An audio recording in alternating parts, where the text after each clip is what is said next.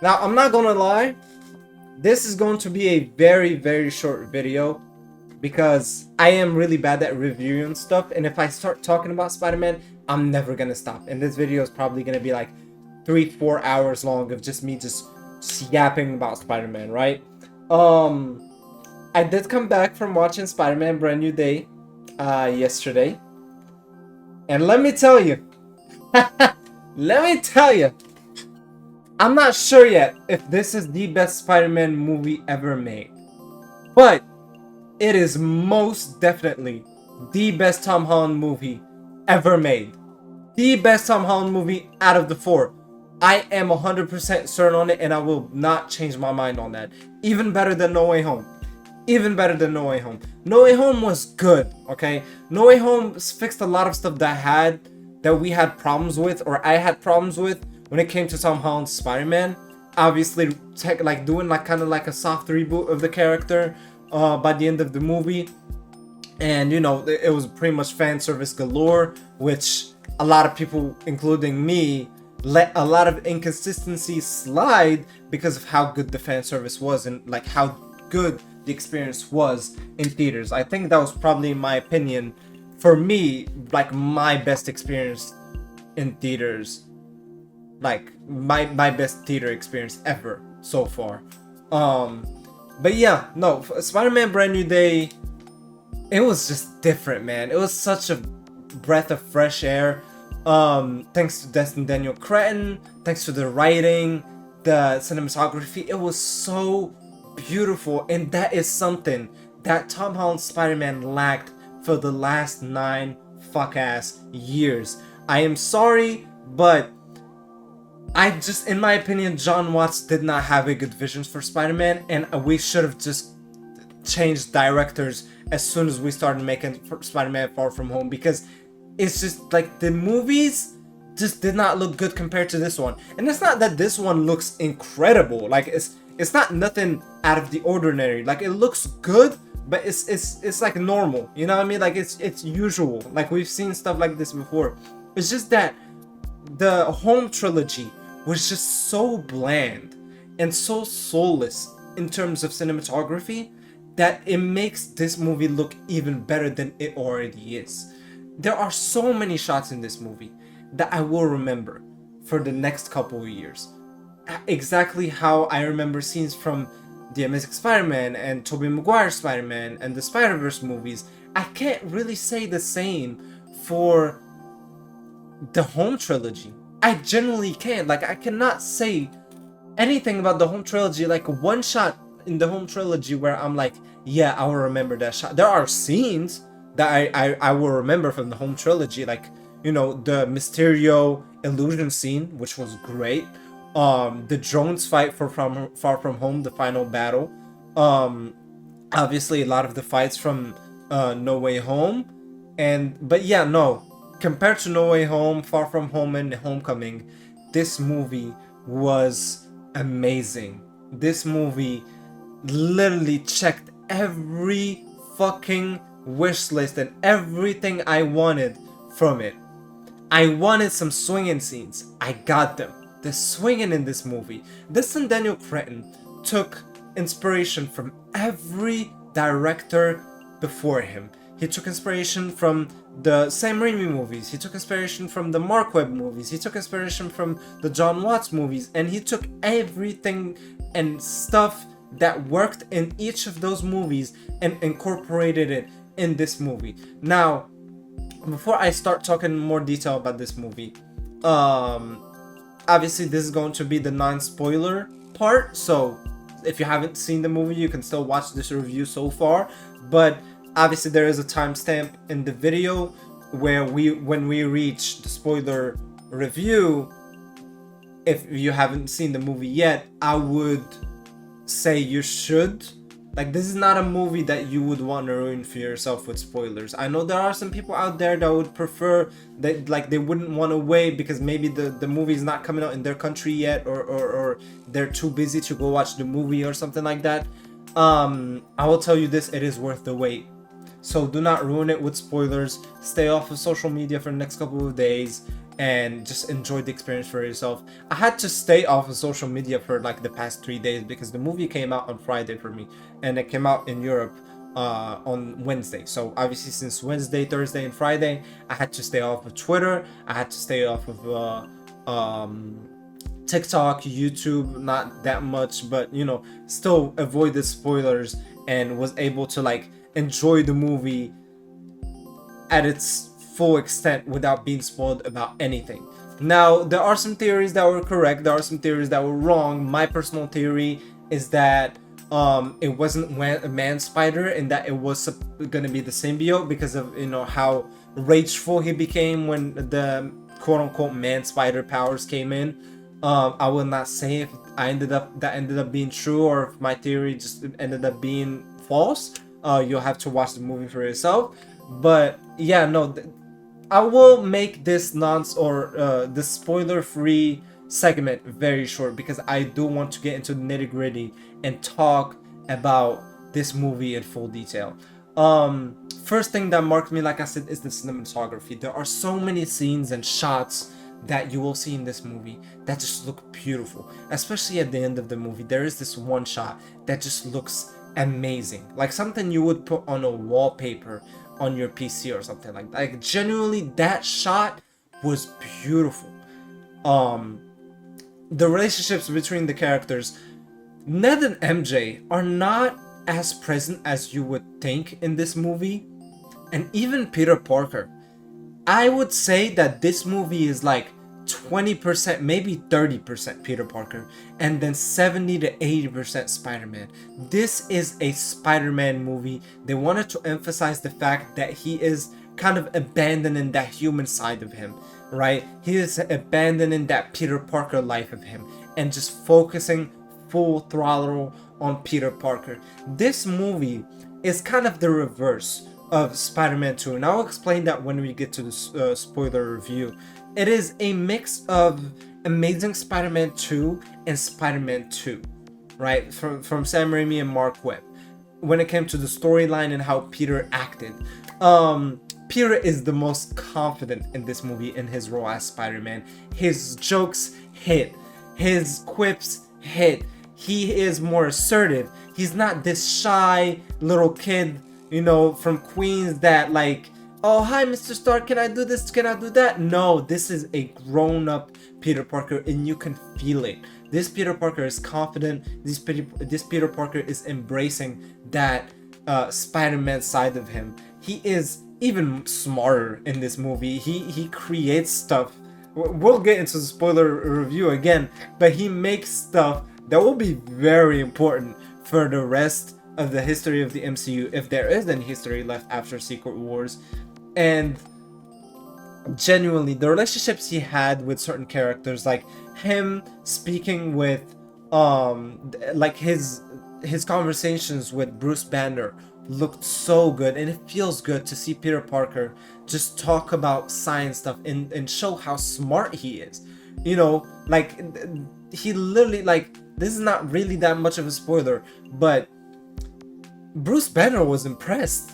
And we know how smart Bruce Banner is. Like, obviously not as smart as Shuri, but I would love to see Peter Parker interact with Shuri, because I feel like in the MCU so far, we kind of underestimate how smart Peter Parker is and how strong he is, partially because of John Watts' movies. And again, I feel like they just didn't understand the character in those movies. But his relationship with Punisher as well, the best part of this movie, one of the best parts of this movie, is the relationship between Jon Bernthal's Punisher and Peter Parker. They are so good. I genuinely never thought that I needed to see Peter Parker interact with the Punisher this much. There are so many characters that I would want Spider-Man to interact with in the MCU, or in animation or live action, just in general. Like Spider-Man and Daredevil, you know, Spider-Man and Wolverine. We had a little bit of Spider-Man and Hulk here. Spider-Man and Deadpool is probably like my most anticipated one whenever they do that, and I hope they do. But Spider-Man and Punisher, I didn't expect that. and I did not think he was gonna be so crucial in this movie. I did not think that he was gonna be. I thought he was gonna be like the Hulk. We're gonna see him for like a little bit, and then he's gonna be gone. No, he's a supporting character in this movie. Like, it almost feels like Deadpool and Wolverine, where it's Spider-Man and the Punisher in this movie. Like, he has so much screen time, and John Berthel as Punisher. I was kind of scared that they were gonna kind of like ruin the character, because obviously at the end of the day, this is this is a PG movie. Like, you can't be saying stuff, you can't be saying the F word, you can't be like killing people like that, and that's what makes the character of the Punisher. But they somehow kind of censored the Punisher, but still kept him in character. Still stay true to the character, if that makes sense. And yeah, there's this movie is, like I said again, beautiful, but it is also packed. There are characters that we've seen in trailers, but there are characters that we will see in the movies and we haven't seen in trailers, that are, little small surprises. And I was pleasantly surprised at how well paced and how like good this movie felt watching, even though it was so jam-packed. Like, usually I kind of was scared that this movie's pacing was going to be bad, or that it was going to feel like it was like, again, like crowded with characters, because we have Hulk, we have the Punisher, we have Spider-Man, we have Ned Leeds, MJ's storyline, we have Scorpion, The Hand, we have Boomerang, we have Tombstone, we have this is already 10 characters, and I didn't even talk about Sadie Sink's character, which we'll talk about in the spoiler review. But there, obviously, we see all these characters,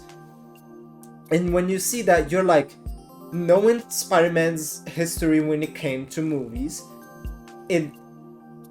there are a lot of movies that, the main critic is that the movies are kind of jam-packed with characters for no reason. Like, for example, Spider-Man 3 with Sandman, Venom, and Green Goblin, and then you have the Amazing Spider-Man 2 with Green Goblin again, and Electro and Rhino, even though you can't really count Rhino, but he was still technically in the movie and part of the marketing. And no, this movie was able to like take in all these characters and somehow make it work. And obviously there will be some people that will be disappointed, because obviously, you have to kind of sacrifice some characters screen time for others, like what we've seen in the trailers when it came to Boomerang and Tombstone and Scorpion, and even The Hand. Like, that's kind of what you're getting in this movie. Like, there isn't really anything more than that. It's kind of like, it's kind of a montage of just, letting you know what Spider-Man has been doing for the past couple of years. And I understand that some people would complain about it, but again, it kind of made sense for me. Like, I kind of was expecting it. And I saw a lot of people saying that sorry, I saw a lot of people saying that they are kind of disappointed to what they did with the character of the Scorpion, but it was kind of expected. I mean, he wasn't gonna be the main villain, and speaking of, the main villain is not who you would expect to be in this movie. But yeah, no, I don't really, like I said, I don't really like want to last too much on this spoiler free review, but no, this movie is beautiful. It's great. It looks good. It's well paid. There's so many gut-wrenching emotional moments that I'm going to talk about in the spoiler review, but it's just, Spider-Man is back, man. Like, he never left, obviously, but this is so much better than the home trilogy, and I wish we would have had this since the beginning. But if we had to go through 9 years of just mid Spider-Man content, I feel like this made it worth it. It did. Now we're gonna get into the spoiler review. So from here onward, if you haven't watched the movie, I would advise you to click off and go watch the movie for yourself, because this is an experience that shouldn't be ruined with spoilers, in my opinion. If you haven't seen the movie, click off this video and then watch it later, okay? Because this, like, yeah, just, click off. But we'll get straight to it. First and foremost, Jean Grey. I said that I was like 50-50 on it in one of my reactions. Like at the beginning of the movie when they were talking about like mutation and stuff, I was like, yeah, it's not gonna be the symbiote and it's going to be Jean Grey, I'm pretty sure. I will say this, one of the worst marketing teams in my opinion is probably Sony's. They don't know how to market their movies at all. Yeah, Tobey Maguire and Andrew Garfield were literally like one of the worst kept secrets in Hollywood, and now you have Jean Grey, which literally, like, people started talking about Jean Grey's character like a day after they announced that Sadie Sink was being casted in the Spider-Man movie. And then somehow you just decided that you were gonna just use that as leverage to like kind of create this mystery around this character, even though everybody knew that was gonna be Jean Grey. And I felt kind of bad for Sadie Sink because the whole press tour, you can't talk about the character you're playing because you're under contract that you can't talk about it until the movie comes out. And then literally after like going through all that bullshit with the press tours and everything, it gets leaked by an artist like a day before the release. I'm like, I felt so bad for the motherfuckers because I was like, you have to go through all this, make all these trailers, make the character not, make sure the character is not revealed. Nobody knows that it's Jean Grey, even though we all knew that it's Jean Grey, like we just didn't have confirmation. And then you just, during the premiere, I think Valkyrie was interviewing everybody that watched the movie, and I don't remember who it was, but it was an artist who I think made the song for the movie, who just was like, she was like, oh, who was your favorite character in the movie? And he was like, Jean Grey. Obviously I didn't get spoiled that, but I saw it after I watched the movie because I heard about it and I was like, damn. I feel so bad for everyone who was watching that live stream on TikTok because it kind of just ruined everyone's movie, kind of, because like now you're like, everyone just knows that it's Jean Grey.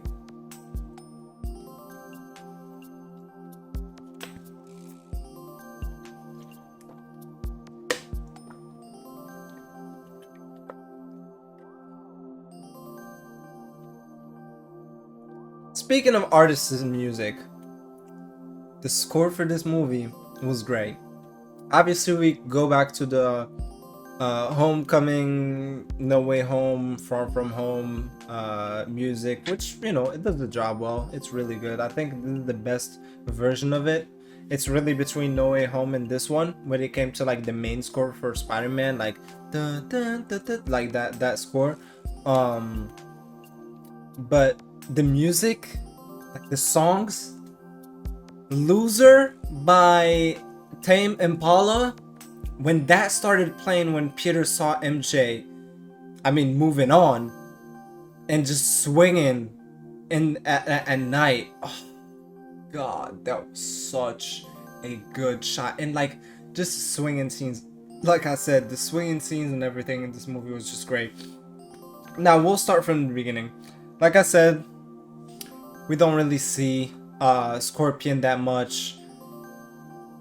Let's not even talk about Boomerang and fucking Tarantula. Like, they're non-existent in this movie, okay? Like, they just used them for like that one shot of the comics and then boom, gone. I saw the moves that from the Spider-Man PS4 in that one montage. That was cool. So the movie picks up at the beginning. We see Peter has a lot of, tech, and I've seen a lot of people complain about that. So let's talk about that. When I saw a lot of people complain about that, I was like, it kind of makes sense, okay? It was established in Civil War that he is a dumpster diver, and he can and is smart enough to just, find the treadmill and find tech and find screens and monitors and stuff and just fix them up. I think he's smart enough to do that, right? And especially like a world like the MCU where tech is so advanced, I think a treadmill and a fucking like PC monitor and all that stuff wouldn't really cost that much, even if he had to buy them. There's that. Now, I will say it is kind of a missed opportunity that we didn't get to see J. Jonah Jameson trying to hate on Peter, even though everyone loves Spider-Man. And I love that. New York felt like a character in this movie. It did not feel like a character in Homecoming. It wasn't even in Far From Home because he was in Europe. And then No Way Home, we had the whole multiverse. So like it wasn't even a you know, like a street level movie. This was street level. This was friendly neighborhood Spider-Man at its core, at its peak, at its finest. Okay? This movie felt like Spider-Man. This movie, and I said it earlier, and I will explain why I think that this movie was like kind of like a mix of The Amazing Spider-Man 2 and Spider-Man 2. It is a mix of the two because it kind of takes the whole vibe of The Amazing Spider-Man 2 where Peter just kind of abandons being Spider-Man and just abandons being Peter and just focuses on being Spider-Man, right? After he breaks up with Gwen Stacy, and then obviously after Gwen Stacy dies as well, and he said that in No Way Home that, he doesn't care about the Peter Parker life anymore. And we see that in Brand New Day. Peter doesn't care about his life anymore. It's just Spider-Man, Spider-Man, Spider-Man. And we saw that the officer, I forgot her name, I genuinely did, because I wasn't familiar with her, but we saw that she was like, do you have a life? Like, do you do something in your life? I don't know anything about you. I don't know your name. And he's like, oh, I just be Spider-Man. I just do Spider-Man stuff. And she's like, that's not healthy for you. And obviously they have been like, that was a reoccurring theme that like, it's not healthy for you. And then he begins to mutate, and it is kind of like a reverse Tobey Maguire Spider-Man, whereas the trauma of Tobey Maguire makes him lose his powers because the Spider-Man life is destroying him, right? It's basically like it's ruining his life, and he doesn't want to be Spider-Man, and he abandons that idea. Here it's the opposite. Peter just wants to be Spider-Man, and that desire to be Spider-Man even more and even more and even more makes his body start to mutate. Obviously, that was triggered by the trauma of seeing back MJ and Ned Leeds, and seeing MJ move on and have another boyfriend, which, by the way, that guy was non-existent in the movie. Like, the stuff that we saw in the trailer, it's the stuff that we got in the movie, which, understandable. Like, I think she talked about him when she was in the boat in the Punisher's hideout, but that's pretty much it. But yeah, obviously it was triggered, and then now his body's starting to mutate because he wants to be like a Spider-Man, and then his body becomes even more spider-like. The spider gene, the arachnid gene, is going up.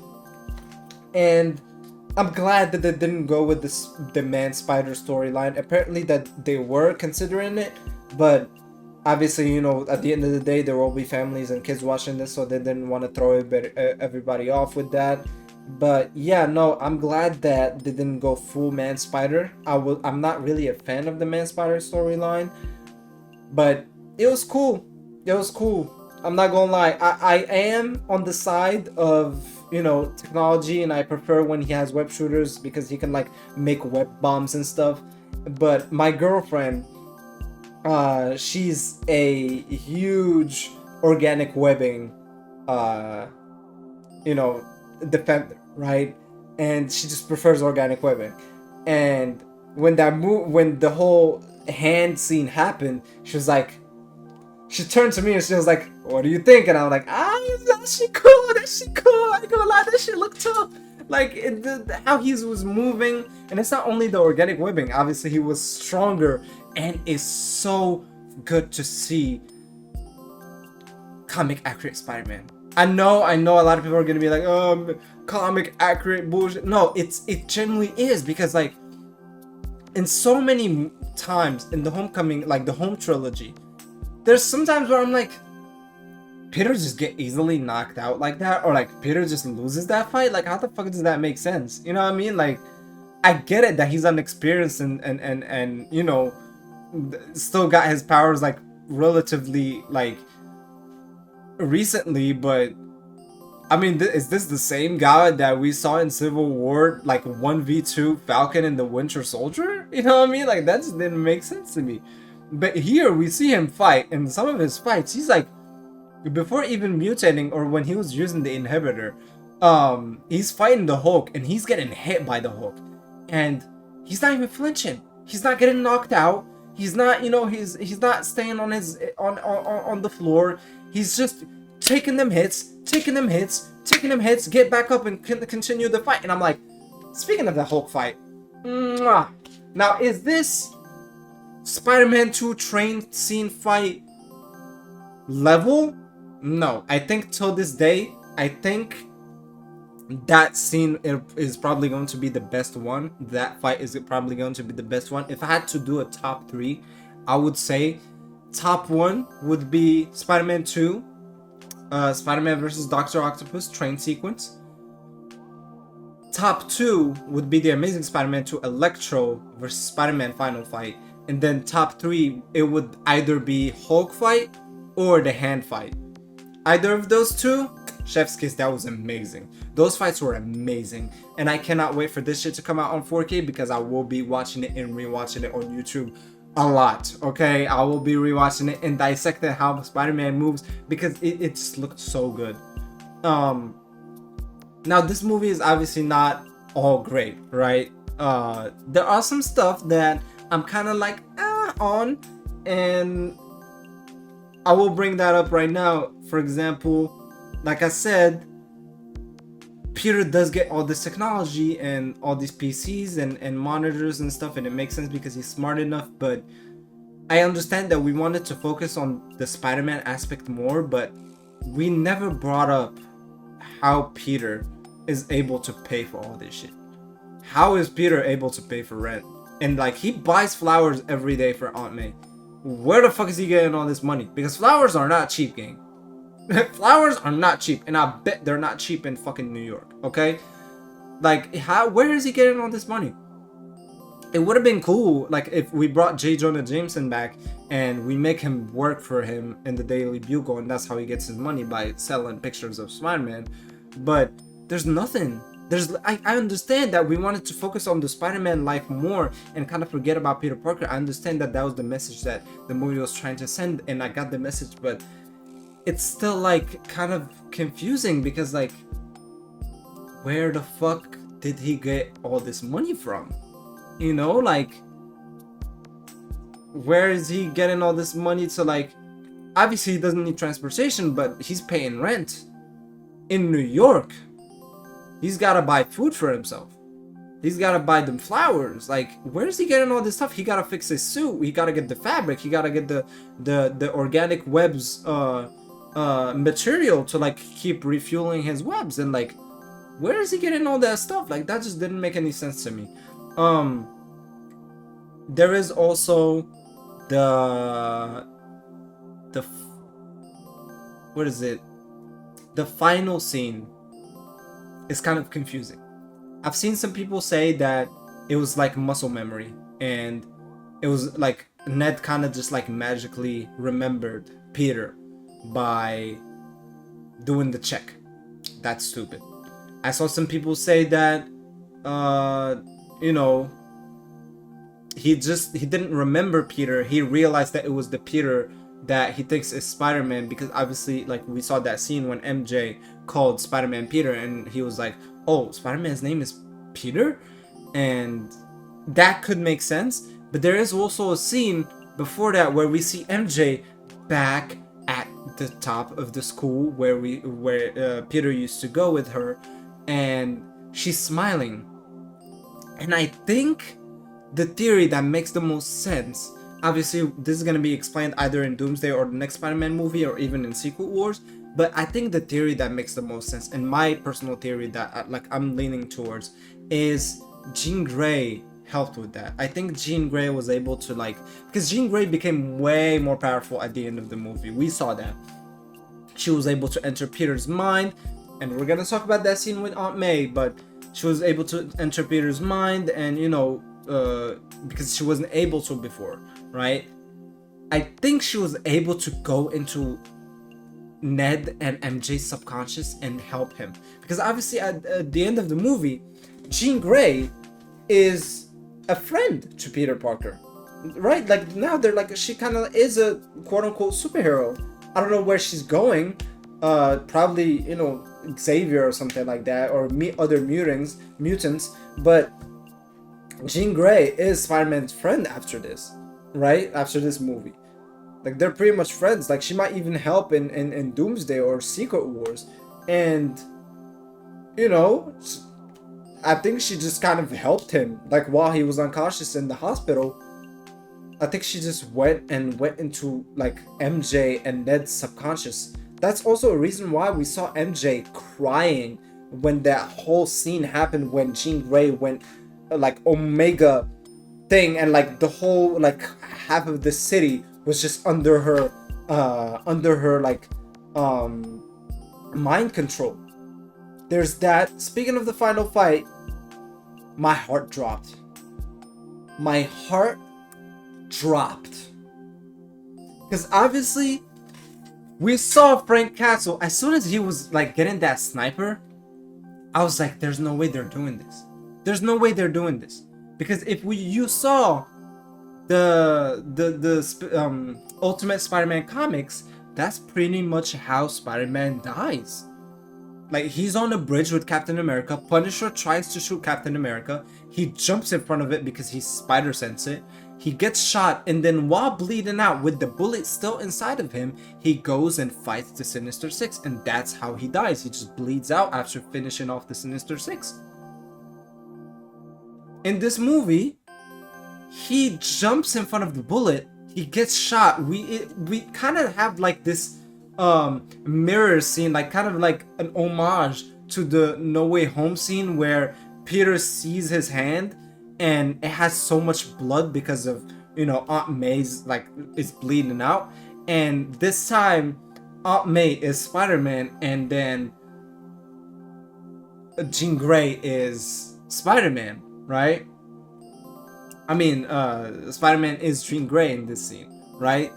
And he falls, and we see Jean Grey being scared, like she doesn't want him to go, because like he's literally the hope that she has now.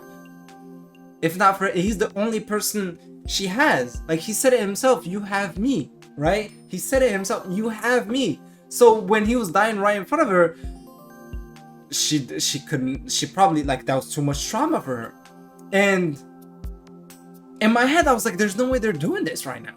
Because we heard some theories that MJ might die, Ned Leeds might die, Spider-Man might die, but I was like, there's no way, right? Spider-Man gotta come back in Doomsday or Secret Wars. But no, he was bleeding out. He could have probably died. And the face on Punisher when he realized who he shot is just that whole scene, that whole third act was so good, man. That was so good.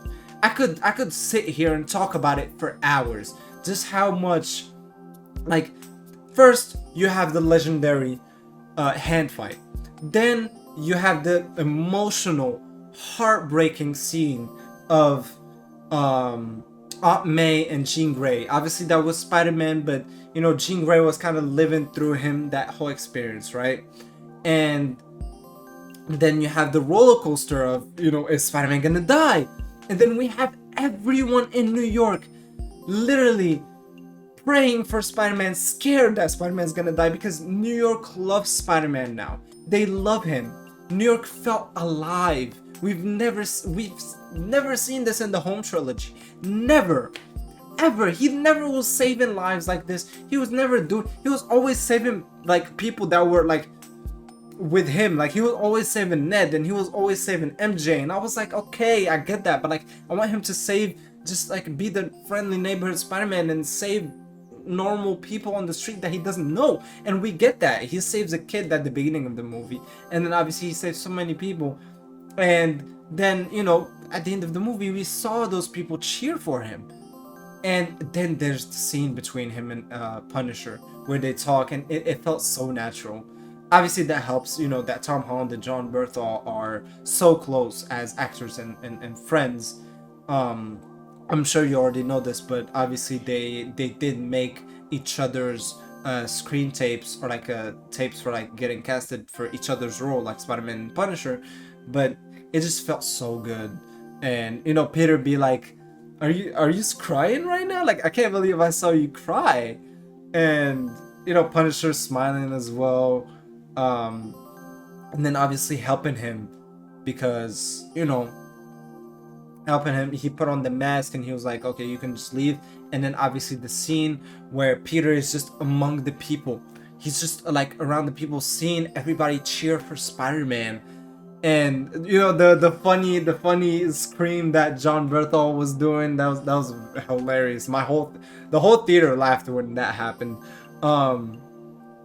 And like we see the shot that I was talking about earlier, the beautiful shot. I think that was probably the best shot in this movie, of just Peter on this bar and just sipping a cup of coffee, and it was just great. It was amazing. And obviously we had a lot of comic books panels, and we had the Punisher and Iron Spider comic book panel recreated. Obviously it didn't look as epic. I feel like they could have done it better, but it was still there. It was still a comic book panel.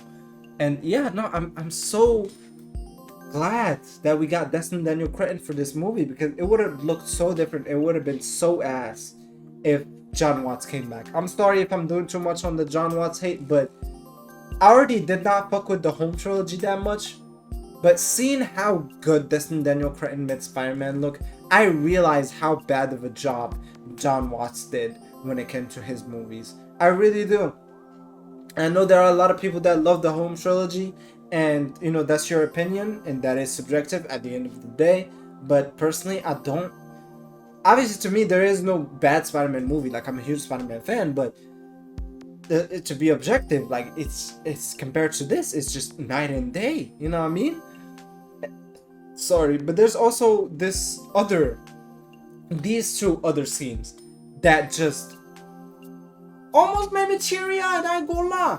The first one, Peter was going through it when Jean Grey inhabited MJ's body, and we saw and we thought that we saw MJ figure out, and remember Peter, and then she kissed him, and then I was sitting there like, I really hope they don't do this, because I don't want it to be like Disney Sunshine, like kiss of love breaks the spell kind of bullshit. I don't want that. You know what I'm saying? Like, it was emotional. Like, I saw Peter crying how desperate he was and how relieved he was. And I was like, I get it. He's emotional, and the acting was so great from each actor in this movie, but I was like, I don't want it to happen this early and this quick. I feel like I want it to be deserved. And then Zendaya switches the tone, and she's like, go ahead, Peter. Hold her. Feel her. And I'm like, oh, shit, this movie's different. This movie's gonna be different.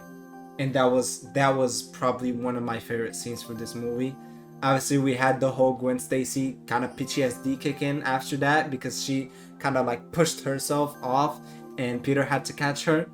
And then there's the other scene that was also gut-wrenching, where after the fight with the Hulk, Peter saves everyone, and he thinks that he just stopped the threat, which was quote-unquote Jean Grey, which she wasn't at all the villain of this movie. And he goes back to Punisher's hideout, and we see MJ reading the letter, and we're like, fuck. I had my whole theater gasp at that scene. My whole theater gasped at that scene. Like, they gasped, bro. Including me, and my girlfriend, and her friend. We gasped.